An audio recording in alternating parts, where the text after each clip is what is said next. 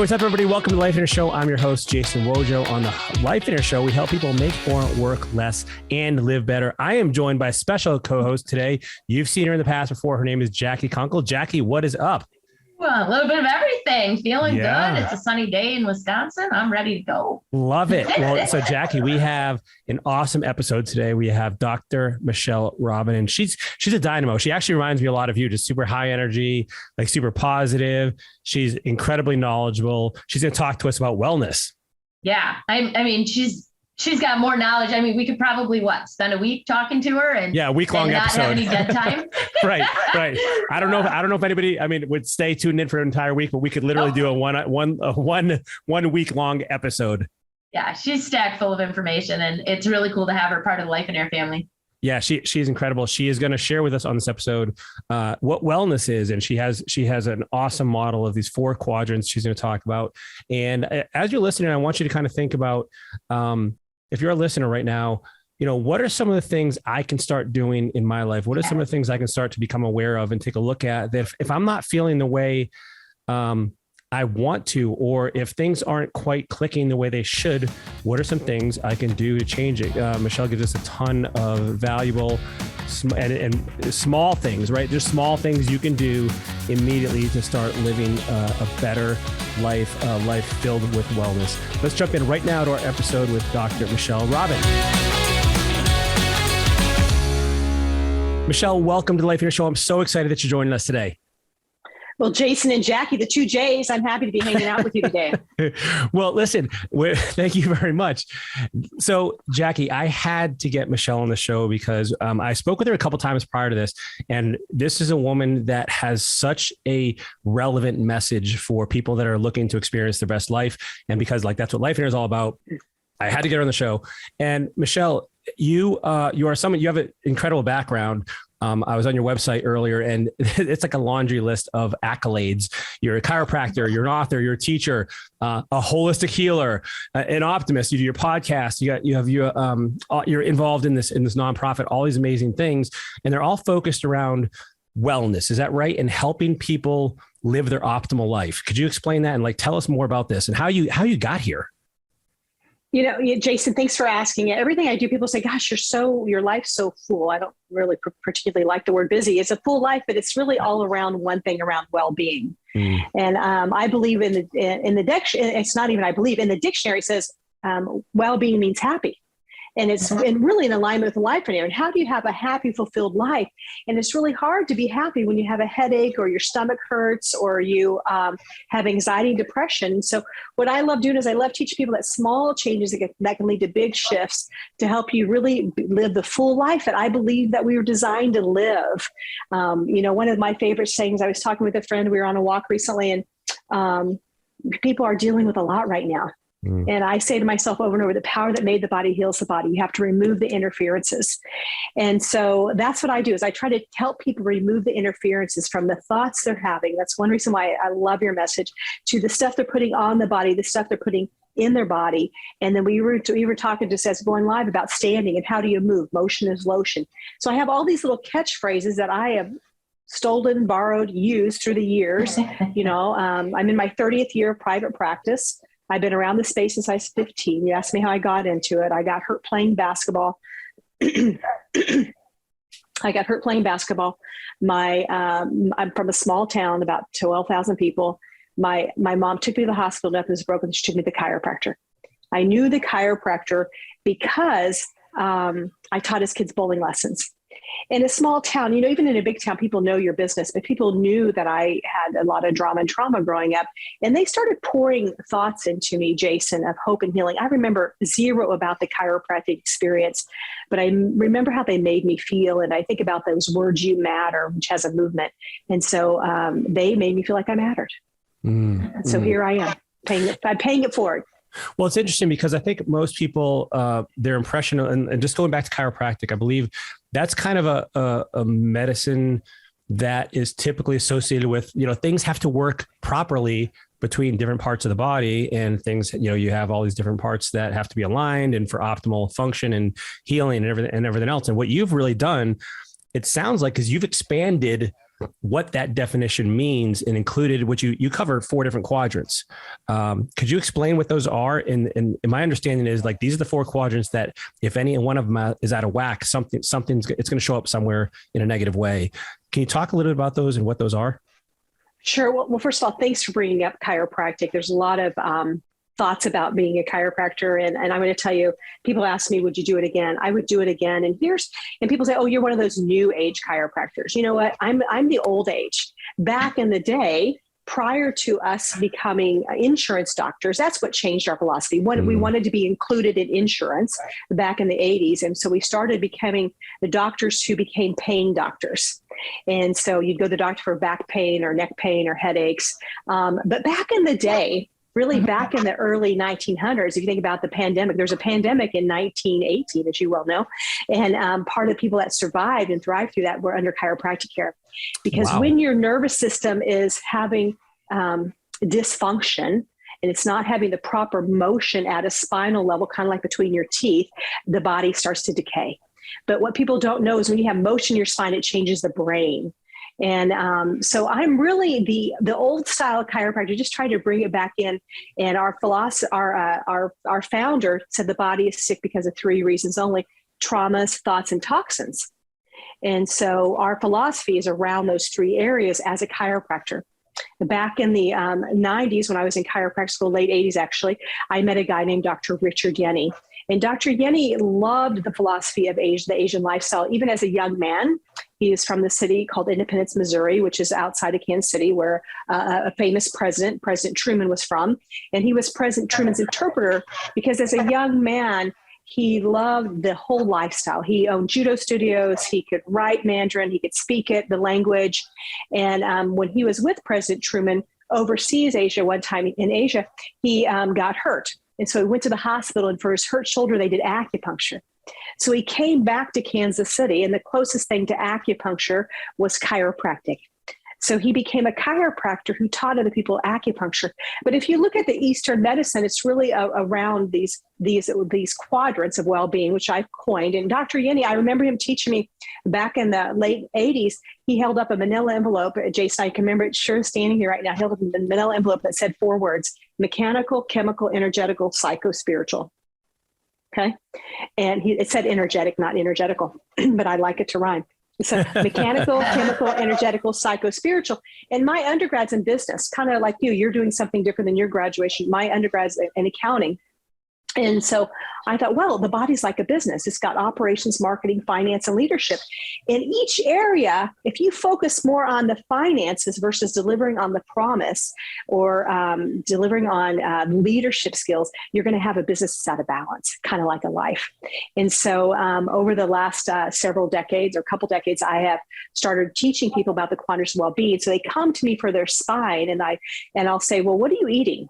And they're like, why does that matter? You're a chiropractor. I'm like, well, but the body works because of the nervous system. The nervous system works because of your thoughts, what you put on your body, what you put in your body. And so I'm teaching people to look at how they're fueling their body, mind, and spirit through the quadrants of well-being. That's phenomenal. And so tell me, do you see, first of all, this really is all encompassing. Like, I bet you could trace back some challenge, some malady, an illness, sickness, imbalance to one of these 4 quadrants. Do you see people equally spread among those 4 quadrants as far as where they're having challenges, or do you start to see? Have you identified patterns? Like, do you see a lot of things in one area that you see more often than other that people might be able to want to keep an eye out for? That's a really interesting question. I don't know. I have to think about it that way. I just am so used to looking at it. I can't help but look at it. If you come to me and say, Michelle, I actually tell clients that find me, I'm referral based typically. Somebody will occasionally find me because of a review online or whatever. And I say, do you want a pop and go experience, or do you want holistic? A holistic plan, because I write wellness plans for people. So if you came to me and Jackie came to me and said, Michelle, I have an autoimmune condition, I've got some anxiety, plus I have pain. I'm going to say, okay, Jackie, well, let's look at it from a whole perspective. And we spend about an hour together the first time going through your history, because your body is like a car, and it remembers the bruises. And so if you were happen to buy a car for your daughter, who's a teenager, you would say, God, first question would be, what kind of trauma has it been through? What type of accidents has it been through? Did they take care of it? Did they smoke inside of it, et cetera? Did they clean it? And so the body's the same way. It requires that you're looking at it. So it's important to go back to in the womb, because the first trauma we have is birth. And you want to think about, was it a vaginal or was it a C-section? Was it a long labor? Was it a short labor? Were you a breech baby? Because sometimes that's the initial insult. Or were you, in my case, my mother was on her third pregnancy. And while she was pregnant with her third pregnancy, I'm going to say third pregnancy, she got divorced. Think about the stress of the adrenal. She's 25 years old. She has a 6-year-old, a 3-year-old, a baby on the way, and she gets divorced. And so one of my mother used to say to me, Jason, I was skinny till I had you. And so it's led to, and you got to look at those words and how does that impact people about food and about this eating disorder? The number one concern, 10 to 94, is body image. And I still pay the price for that now. I'm keenly aware of the things I'm saying to myself now. And so if you have a young child or yourself, be mindful about the words you're saying. I recently saw a client who I've known pretty much my whole career. She's got 4 daughters, and she had her second marriage with twins. And first thing she said to me when I've seen her, she said, Mike, she said, you look good. And I thought, your daughter's here and you look at I said, you know what? Thank you so much. I feel good. I changed the language. I feel good. And so be really intentional about those words. So, but my mother, so when I look at my story and my own challenges with weight and health, is my mother had a lot of stress when she was pregnant with me. Okay. Then I come out, happens to be on April 1st, and I am the 4th child, and I'm a twin. And my mother had no idea she was having twins. So if you can imagine having a 6-year-old, a 3-year-old, you're pregnant, you get divorced. And so as you're hearing people's story, it's important that you actually, what is your story? And I would invite all of your listeners, as they're thinking about how do they get their life in order, one way to get your health in order is to acknowledge what you've been through in your life and almost bullet point it. So you can say, oh, you know what? I started having gut issues at the age of 8. Well, what happened at 8? Did you have some sexual violation? Did your parents get divorced? Did you get strep throat, et cetera? So I can go on and on. I'm on fire. Yeah, you are. This is awesome. I am loving this. Yeah. This is fascinating to me. You said something that was interesting to me. You were talking about the thoughts, and you also mentioned words. And so I'm wondering, do you believe, so we have these 4 quadrants, but do they influence each other? I'm guessing. So I guess the thoughts you have are going to influence the things you do. Or talk to me a little bit about somebody who's struggling with one of these things. And also you mentioned small changes. Like this is something that you kind of part of your mantra is like small changes lead to, the big results. And talk to me about how someone goes through this process of, number one, realizing something's wrong. Because, surely, of course, like they should definitely read your books and your materials and everything else. But how does somebody realize something's wrong? Is it possible for them to isolate where it's coming from and then start to figure out what small changes they need to make to get the results they're looking for? I know that's kind of a big question there. Well, I think it's a great question. And you think about kind of like with life and air, how you get off balance. And all of a sudden you're wondering, okay, I'm just paying the man. I'm working to pay my bills, but I'm not really getting ahead. Yet I'm feeling dead inside. I call it the walking dead. And if you walk down a street, you'll see a lot of people that are they're not there. Their physical body is, but they're not there. So I believe what people start to realize, you know what, I'm not having the life I want to have. I'm not leaving the legacy of health I want to leave to my family. And that's where my jam's at, is how do we make generational change? And it starts at young people. So our foundation, Big Shifts Foundation, is how do we really instill in these 5 to 30-year-olds of these healthy lifestyles? I'm not against having pizza, but I think that we need to, let's have a salad, or let's have a smoothie, or how do I feel after I have it? We've got my average person I see, and my passion really is about 25-year-olds. And how do I really help them not deal with the anxiety they're dealing with, or the gut issues? A lot of autoimmune conditions going on right now. And so I think the first one is the awareness that you can be better. And I think that's what Life and Air, that's why we are similar, is there's an awareness that there's people out here that are having great health. And what do they do to get that good health? It didn't just happen like that. They took the next step. And so part of it is realizing, how did you get to poor health in the first place? Is it genetic? Is it your lifestyle? Is it part of your soul assignment so that you can find your purpose and calling in life? I believe it's a combination of all three of those. So how do we get aware? Because when you're aware, you're halfway there, and know the story and say, okay, I can't go back and change my mother's circumstances. I can't do that. All right. But I can start to change my thoughts and my behaviors around that. And I can make sure I'm getting motion in my spine, make sure I'm getting some posture. My funnest thing I've been doing, my pandemic gift, Jason, is pickleball. Pickleball. All right. It's a big thing right now. I have a lot of members in our group that are like big pickleballers now. And I had never heard of it. And now everybody's doing it. So that's amazing. Yeah. Mm-hmm. Yeah. I look at my schedule and say, when can I fit pickleball in this week? And so emotion, and you just start to think about, okay, what, like I said, when you're aware, you say, okay, all right, it doesn't have to be this way. You know, I took a lot of antibiotics as a child. Okay, how do I heal my gut? I just interviewed somebody from Wisconsin, Jackie. I'm trying to think of where in Wisconsin. I'd have to look it up. Dr. William Davis. Have you heard of Dr. William Davis? I have not. He wrote the book. First book was called Wheat Belly, that changed my life.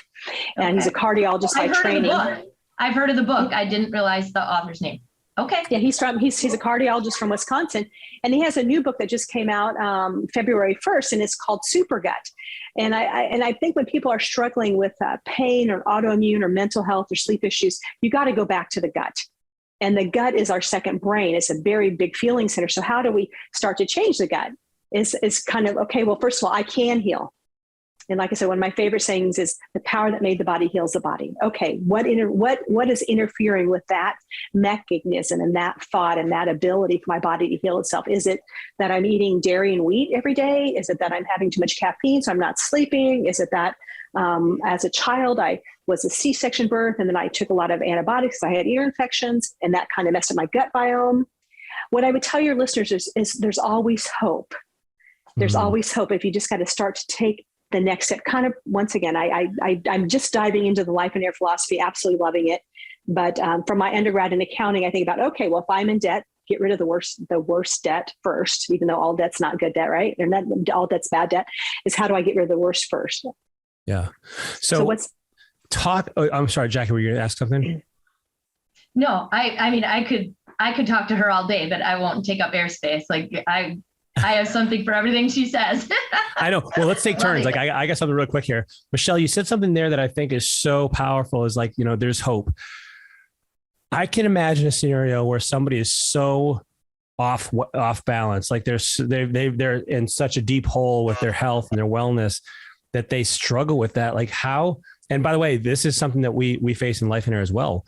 Where people are just so far from where they want to be that they're depressed, they're anxious, they don't see the light at the end of the tunnel. How have you found ways to inspire these people, or to get them to make those small changes that will lead to the results? It'll work, but you're just having a hard time kind of getting them on board. Yeah, I wrote a book in 2010 called Wellness on a Shoestring: 7 Habits for a Healthy Life. And so think about the things I tell people over and over, kind of the non-negotiables. Okay, and I'll just kind of rip through them really fast, and then I'll tell you how to answer that question. So the first one is rest, reflect, rejuvenate. One of my non-negotiables is sleep, and then gratitude. Okay, and then kind of that reflecting process we talked about. How do you go through and here's where I'm at today. How did I get here? But also you're thinking about your vision for your life. And so saying the vision for your health, I envision that when I'm, I've got 3 mentors that are all 88 right this year. How interesting is that? And so I envision that I'm able to be walking and hiking and doing the things they're doing, skiing at their age. So you got to create a vision for your well-being, just like you do for your whole life. It's just a subset of it. And then the next one is breathe. People don't breathe. We hold our breath. It's kind of like being present. We talk about, I'm physically here, but am I really here? And move your body. And you got to also move your spine. I'm a big chiropractic fan. I've been getting adjusted since I was 15, average twice a month. And do I think everybody needs twice a month? I don't know. But I know for me, I'm like, okay, kind of like sliding doors. Do I want to go back and live my life without it? I'm on no medications. I've taken no medications since I was 15 years old.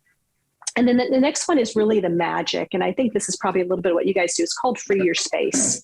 And how do you start to free your mind from the thoughts you have that say you're not enough and you don't deserve it, or your heart from the father, the stepfather. I had 3 stepfathers by the time I was 17. My first stepfather said, you know what, if you keep eating like that, you're gonna look just like your mother. My mother, beautiful, talented, and then lost her way for whatever reason, maybe so that I would be who I am today. That's kind of how I look at it.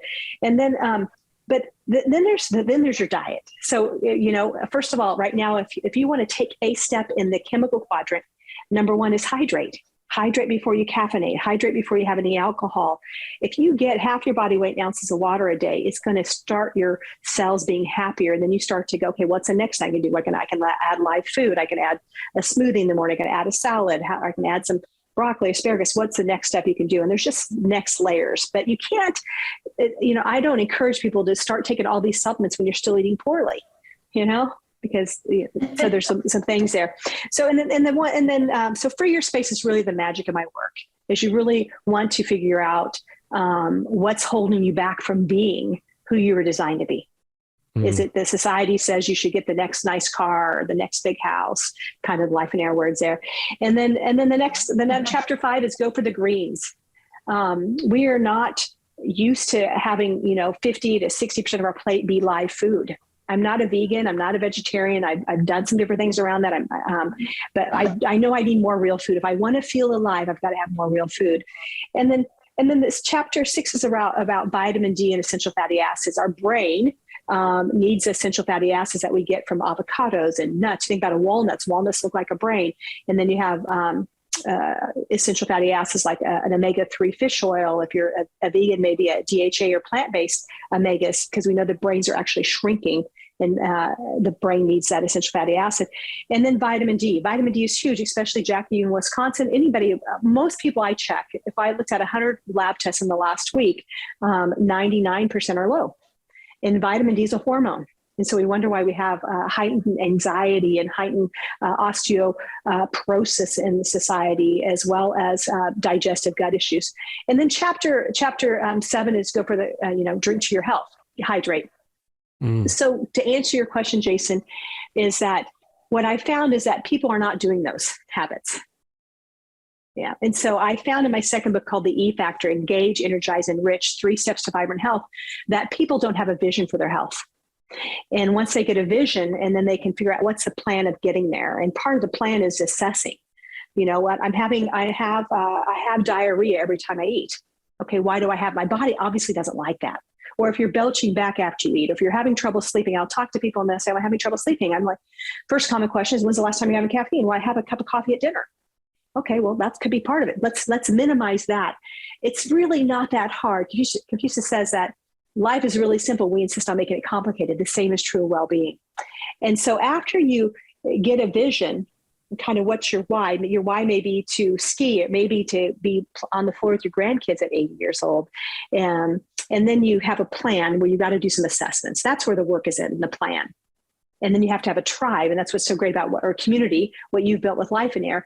In order to live the lifestyle of a Life in Air or of a wellness person, you want to be around people that are living that, so that when you go out, when I go out with my friends, they don't say, why are you ordering gluten dairy free? Why are you being a pain in the butt with the waitress?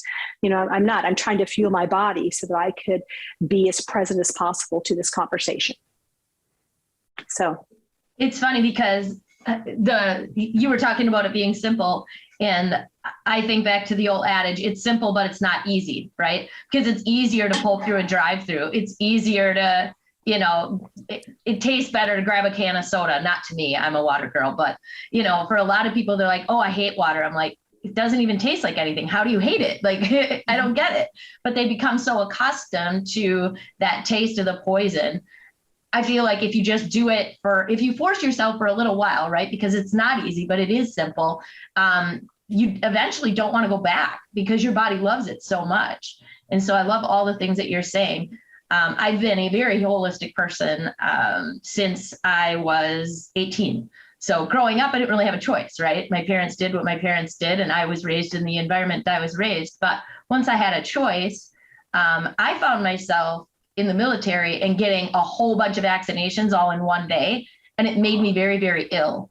I came home and I was allergic to everything, and I had never had an allergy in my life.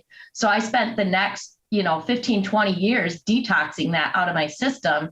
I feel like I've finally successfully done that because my allergies are finally all gone as of last year, and I'm not anywhere near 18 anymore. So it took a long time to get rid of that last one, but it gave me the vision for my own children that, and you talked about the trauma of birth.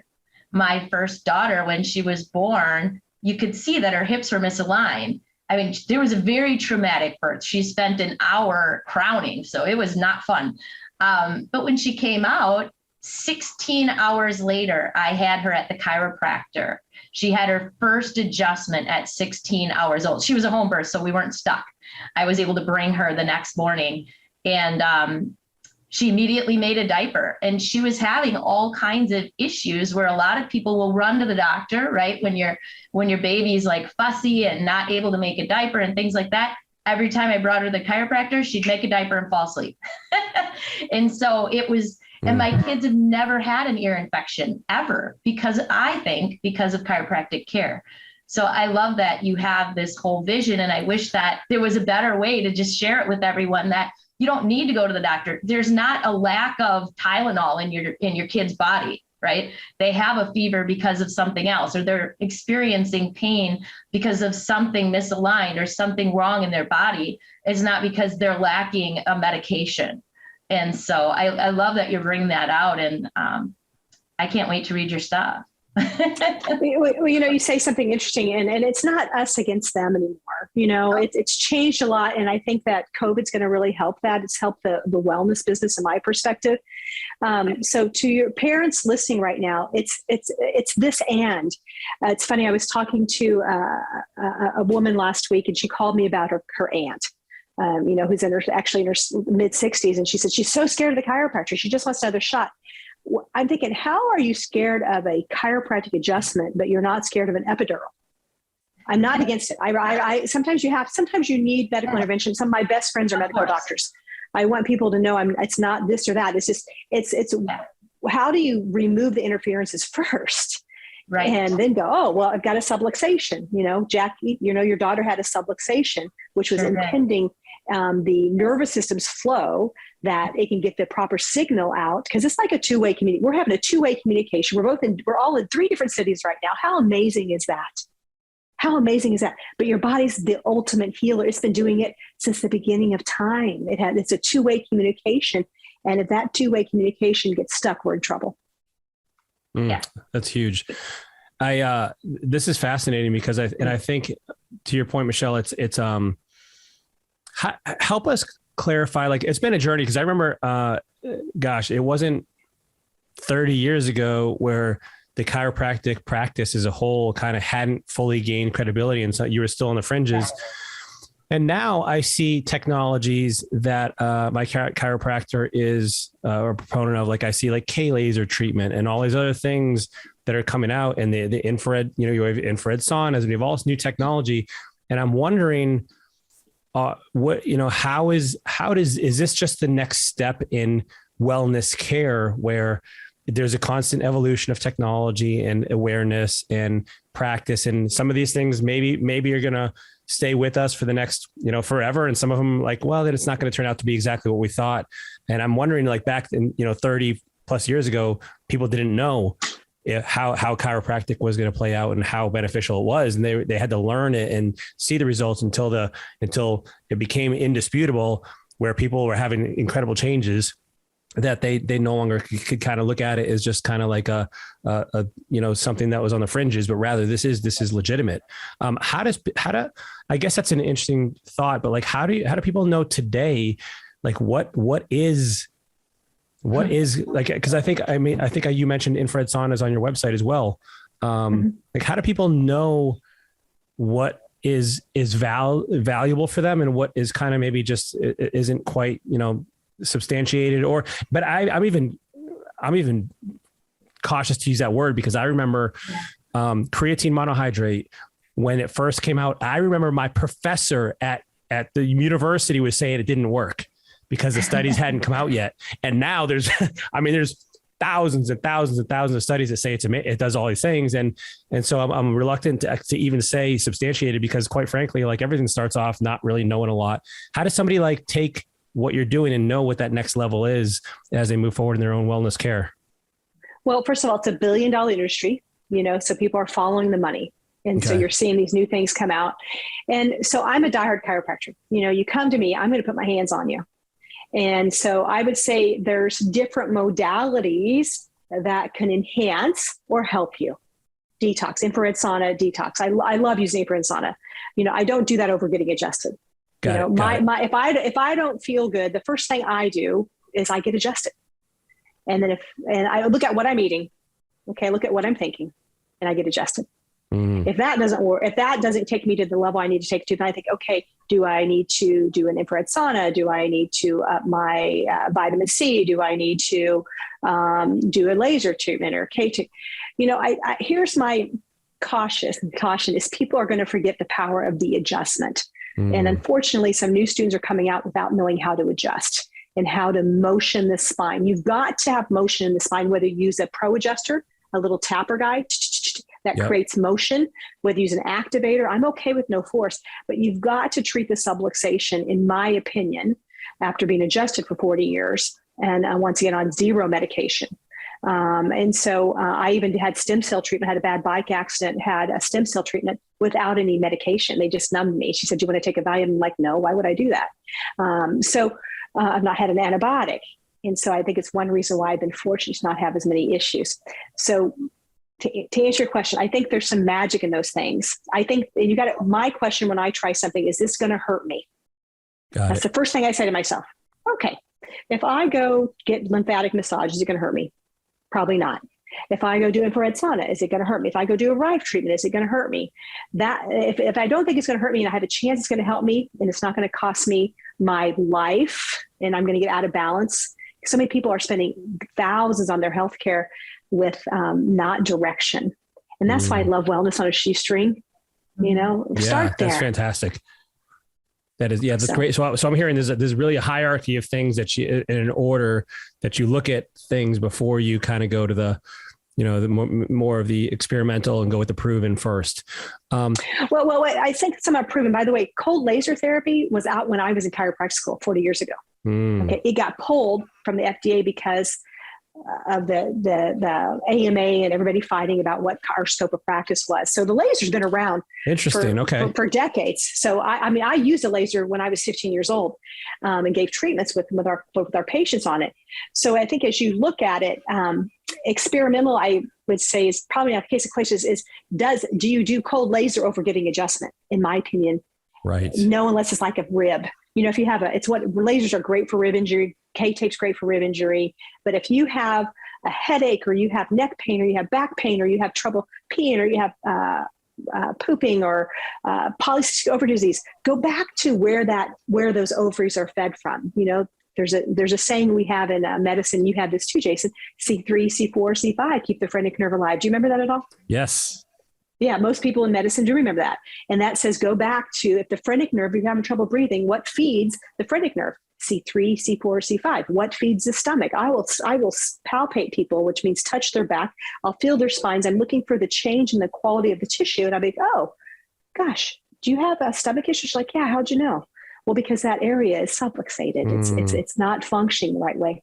So I believe that K-tape and laser and decompression therapy and infrared and Rive treatments, I think there's some validity to lots of those. It's just which one. If you can only afford to do a cold laser or adjustment, if it's going to deal with the mechanics, go with the adjustment. Got it. Oh, Michelle, is that okay, Jason? I have a really quick question. So I have been to many chiropractors over my life. Sometimes it's because I moved. Sometimes it's because they retire or they move or whatever. I very recently, last week, lost my chiropractor. He has decided to go out of practice and go into his family business. And he has been my chiropractor for 15 years and he's been amazing. And I've had good ones and I've had bad ones. And so what would you give as advice to find a quality chiropractor in your area? And part of it is a little self-serving, because now I need to find another one. I don't just want to go to the person who's replacing him in the practice.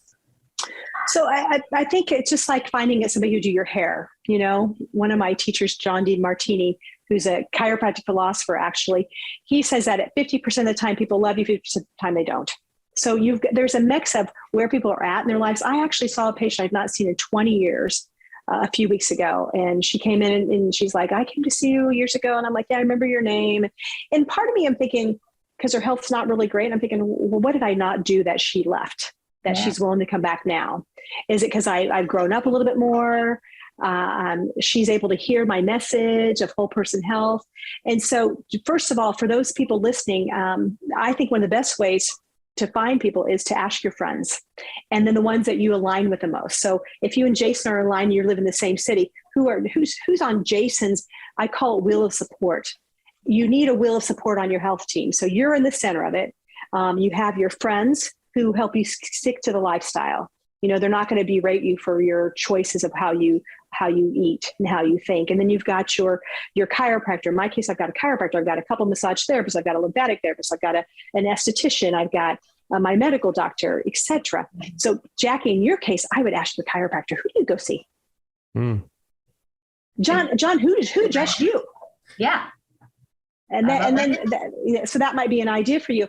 But if you have a bad experience, remember, try again. And people are so worried. One of the most common myths is once you go, you always go. Okay. Well, hopefully once you go, you realize the benefit, like the dentist. Yeah. And I don't know about you. I go to the dentist. I used to go to the dentist twice a year. And now as I'm aging and my teeth feel like they're tighter, I go once a quarter, because I'm scared to death to have my teeth drilled. I still have all my teeth, even my wisdom teeth. And the fear of having my teeth out is greater than the fear of me paying the bill to go 4 times a year. And so you want to find somebody that matches the lifestyle you're living. And then I would find somebody who is actually walking the talk. You know, one of the greatest things that I try to avoid is the 5-letter F word, fraud. So when you see me, I call Fridays French Fry Fridays. If you see me on a Friday, I may be having French fries, but I may have cocktail, I may have chocolate. I'm not going to do that every day, because I know that it's going to keep me from living the life that I was designed to live. That's a great suggestion. Like, I love that. Michelle, we have a few more minutes here. I wanted to ask a couple more questions. One is, you mentioned earlier autoimmune disease, and you mentioned, and I don't know if this was intentional or not, but you said there's so much of it out there these days. Have you seen an increase in this? And if so, or maybe it was just been undiagnosed previously to this, and now it's being diagnosed more. I don't know. I'm asking your what your thoughts are on this, but also if it is in fact more prevalent, what do you think those contributing factors may be that are contributing to this? Mm-hmm. Well, first of all, I think it is a combination of being diagnosed, plus there's more of it. Okay. So I don't think it's one or the other. I think it's both, not to be wishy-washy there. And so when you look at autoimmune, or you look at the body's sickness, it's sick because of 2 reasons. It's either toxic or deficient. And you take that to each quadrant. Okay. So toxic in sitting too much. So sitting is to the spine like sugar is to the teeth. It could be they have subluxations that are undiagnosed because of car accidents or sports playing. Everybody gets subluxated. I don't know about you. Sometimes I'm not paying attention because I'm not present and I miss a step and I jar my body. That could be the positive case. Or you are getting into the car and you bang your head. That can create a subluxation. Or you sleep on your stomach. That's a big no-no, by the way. They read that in the books, Wellness on a Shoestring. Or you look at it chemically wise. Have you had a lot of antibiotics? Do you have here's what I see a lot of people have a sensitivity to food and they don't know it. Actually, they know it, but they don't want to acknowledge it. Because that would change.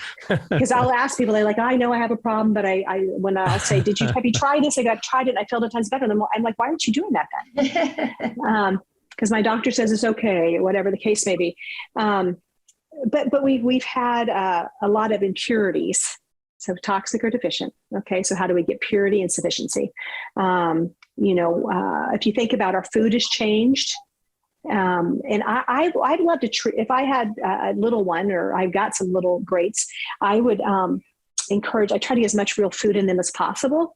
And that way, when they're out in the general public and they're going to have pizza, they want to get them so much. But if you put layers of bad food on top of layers of bad food, your body can't absorb it. And I'll give you a quick analogy, because I could literally talk for 5 hours about this, is that you've got a hose from your mouth to your anus, and that hose helps you absorb your nutrition. You probably have seen a plant that looks like it's wilting and dying. And next thing you know, you put some water, you change the soil, you give it some sunlight, it pops back up, or you get some sleep, right? I don't know about you. Sometimes I've gone to bed thinking, oh my God, I'm going to be totally wasted tomorrow. I'm so tired. And you wake up, it's like, oh, I'm renewed again. And so the digestive system is this hose, and that hose helps you break down the food. It helps you absorb the food. It helps you eliminate the food. And most people don't eliminate enough, and they're not absorbing enough. So we're overfed and undernourished. And that hose has these little hairs in it called villi, and those villi help move things through. But if you have a lot of foods that cake those villi inside your gut, you can't absorb it. And so that's one reason why we're seeing it. One of the reasons. I think the overuse of antibiotics, I'm not saying the use of, the overuse of it, is hard on the gut. And Dr. Davis, he's one of the experts at it. There's so many people that are much smarter at it. I'm kind of the layman's person. I'm small changes, big shifts. Okay. Could you scrub your gut? Okay. Have a smoothie in the morning, have some fiber, or have a bowl of fresh fruit first thing in the morning. And then have some other fiber that's got, not fiber one cereal, but fiber that's going to help scrub off that caked on stuff. But Dr. Davis, he does a wonderful job in his book. It's a little bit of a tough read, but it's called, what I tell you, Super Gut. And how do you heal your gut? How do you get the right gut biome? That is the wave of the future, Jason and Jackie. If you got to figure out, how do I take care of my gut from my mouth to my anus? I can tell, Jason, I'm on a holiday, and I had some overdid pineapple a few days in a row, and I could tell my mouth, because my mouth shifted. So if people pay attention, they will know, am I belching? Do I feel bloated? If you feel bloated after eating, that's not normal. Your body doesn't like it. It's kind of like having a friend over and your friend leaves and you think, oh my gosh, that was a really not a good experience. That's what food is. Got it. Yeah. My brother's family really needed to heal their guts because it was bad. And so they did the GAPS diet. So I would say if anybody's really looking to look that all up, I mean, that's a whole nother, but the GAPS diet has absolutely helped them. And then, pre and probiotics and things like that. But the GAPS diet definitely made a difference in their entire family.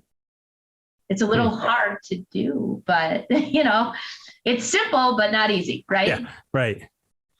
And just to kind of wrap this up, I mean, I feel like we could talk for hours about this, Michelle. Clearly you are an incredible expert with a diverse depth of knowledge. And so if someone were to start with this, the small changes, big shifts, do you feel like this is to get an idea of where they should start? Pick up your book, or they looking for feedback on knowing which, we talked about this earlier, knowing which quadrant to address, and how do they stick with that? Like what is just one, is it the results that they get when they see that, or is it just like discipline? How does somebody kind of really, take those small changes? And then you also mentioned kind of stacking them. Like, I guess you're implying there that at some point, this thing becomes the new norm, and then you add something else to it. Is that the way you recommend? Yeah, it's kind of like if you kind of remove the interferences, and then you start to say, okay, what serves me best? Is it eating a tomato, which some people can't tolerate and don't know they can't tolerate, or is it having broccoli? And there's so many levels of learning about it. When I recommend people do food allergy testing, those things like that, I've done it myself because I'm just trying to be the best version of myself. Go to the basics. If they wanted to have a good guide, I love the E Factor book, and not just because it's my book, but I take people through that thought process. The first chapter is about engaging. How do you get engaged in the journey? You got to, once again, know what's your vision for your well-being and what's your why. My superficial why for many years was because I didn't want to be like my mother. Okay. It sounds really not that is the truth. That's what I would say. I don't want to be like my mother. My mother was obese, had multiple surgeries, did not have the life that she was designed to have. And then I realized this is just my calling. My soul picked my mother. So I'd be having this conversation with you so that one person could hear this, say, I'm going to change my life so that my baby that is maybe 2, 5, 10 years out has a different life, because I'm going to change my genetic code. We've got to get into the genes to change what's going on. And so And then the plan, I take people through some questions, and I use a form called Body Talk. And it's an audiobook. You can also have a workbook companion that takes people through some questions. And then who's your community? Who's the tribe of people around you that are going to help hold you supportable? People are like food. It's either serving you and lifting you up, or it's taking you in the direction you don't want to go. And so that engage. And then once you start to get engaged in the journey, you start to have energy. And when you have energy and you say, man, I feel like right now I am on fire talking to you about well-being, because it is my calling. It is exactly what I'm here to do. And I feel the energy. I feel it changing me at a cellular level. And food does the same thing, just like thoughts. And then after that, you figure out how do you enrich? You are running Life and Air. And Jackie, I'm sure you're involved because you've watched how it has changed your life. And it's enriched your life and enriched your family. And it's making generational change for you and your family. And so you want to spread the message. And that's what happens. So I think that the E Factor is probably the best way to get started on it. That's amazing. Michelle, how does somebody learn more about what you're doing? How do they find you, and where can they engage and contact you? They can find me at smallchangesbigshifts.com. We actually are launching a new website this week because we're building a community of providers as well. So ideally, you're able to find a provider, in my magic wand tomorrow in your community. It's going to take us 3 to 5 years to build that, but we're building it. And you're just taking the next step, just like getting well. You can find me. It's easy. Dr. Michelle Robin. I'm on Facebook, LinkedIn, Insta. But I would just, as you're leaving this conversation thinking, holy smoly, there's a lot for me to do. Holy sugars. What I'd like to say is just take a deep breath and listen to your spirit. What's the next right step? The next right step is, I need to drink water first thing in the morning besides caffeine, or I need to give up soda, or just take the next step. People know the next step. You don't even need to go buy a book. The next step. I know you do. I believe in you. That's amazing. I think couldn't it start with your words? Like for part of it, couldn't it just be changing the way you talk to yourself or about yourself, the way you present yourself verbally? Because your words connect to your thoughts. And that's like one of those things that costs nothing, but makes a big difference. You make me think of that Gandhi quote, watch your words because they, the beliefs, thoughts, all that. Do you guys know which one I'm talking about? Yes. Yep. Mm-hmm. Yeah. Absolutely. Michelle, thank you so much for being on the Life and Air show. It's been a privilege and an honor. Thank you. I'm looking forward to being LTR's lifetime friends. Love it. Lifetime relationship.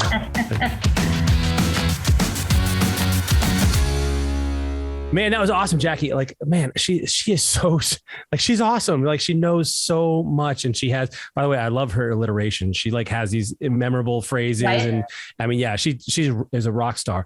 So, as I was listening to that, I was thinking like, man, like these 4 quadrants that she addressed, like, it seems so simple, but at the same time, it's so ignored. It's so overlooked. It's so, trivialized, where people, I think, aren't aware of the influences that make them well. And so as a result, they suffer. Yeah, it does. Right. Focus. Just like the rest of our vision. Right. I mean, any part of our vision, it takes focus. But it's also how she just broke it down, and she's like, it's just some of the small things, right? You asked her a couple of times, where can someone start? And I think the whole point is just start, like pick something, because you can't put it all into place at once. Yeah. We were just talking about this in our group. You can't go, if you go 0 to 1,000 miles per hour, that's not progress. That's a wreck. Right. Yeah, that's a splat. That's a splat real fast. So you have to start by going 5 miles an hour and then 10 miles an hour. Yeah. And get yourself up to speed. And I think she did a really good job of, just pointing out some of the little things that you can do. And then you just build on that, the layers. So. And I love it. I mean, she even says that she coins this phrase, small changes, big shifts. And it's so true. And she really, she simplifies it. Right. And so I think this is where people, number one, that you have to be aware of it. You have to kind of take an inventory and focus on, how I feel, not just physically, but, she mentioned, how do we talk to ourselves? What are the words we use? And she also mentioned this. I thought this was really fascinating too. We talk about a lot about this in Life and Air. We didn't dive into it with her, but we talk about community. And she said, your community is like food. It's either serving you and helping you, or it's kind of working against you. Oh, yeah.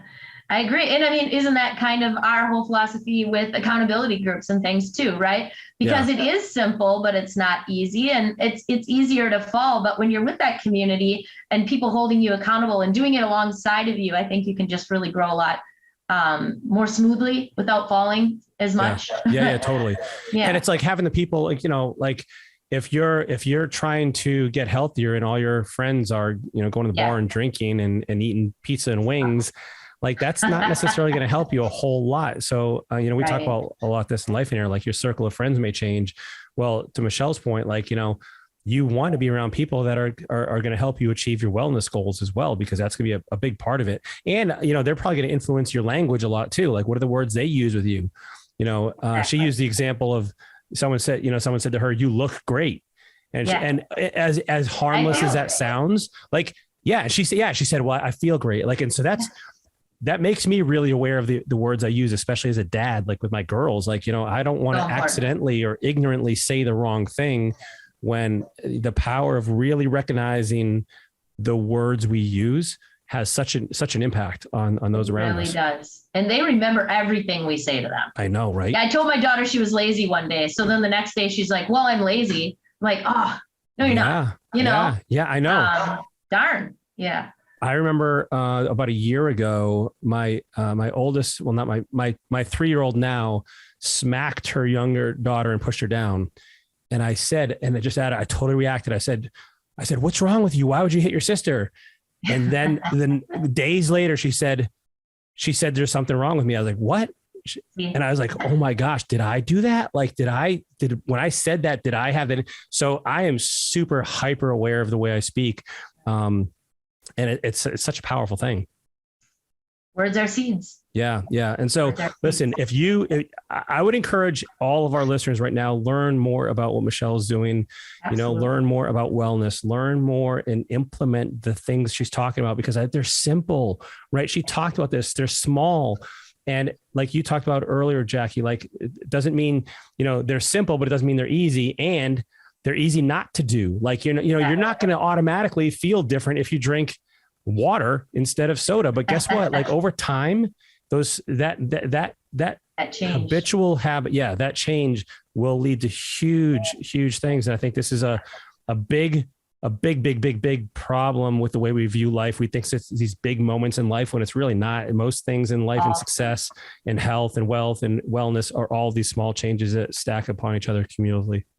The slight edge, the 1% change. There you go. Compound effect. Yep. Same thing. Awesome.